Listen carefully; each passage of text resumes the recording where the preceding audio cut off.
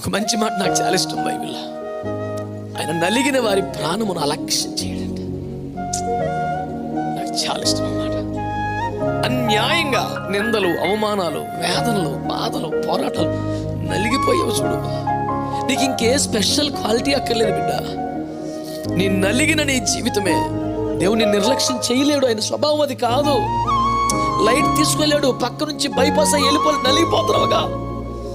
నిద్ర లేని రాత్రులు గడిపావుగా. నువ్వు చేసిన నేరం కాదు, నువ్వు చేసుకున్న పాపం కాదు, నీకు వచ్చిన శ్రమ లాంటిది, నీకు వచ్చిన కష్టం లాంటిది, నీ కుటుంబ పరిస్థితి లాంటిది. అయినా విశ్వాసం వదులుకోలేదు, ప్రభువును వదులుకోలేదు. నీవే నలిగిపోయావు. ప్రభువును వదిలిపెట్టి లోకంలోకి వెళ్ళవు. ప్రభువును సంతోషపరిచే స్థాయికి రాలేకపోతున్నావు. నలిగిపోతున్నావు నువ్వు. నా యేసయ్య స్వభావం తెలుసా? ఆయన నలిగిన వారి ప్రాణమును అలక్ష్యం చేయలేడు. అనలేడు. ఆయన వల్ల కాదు.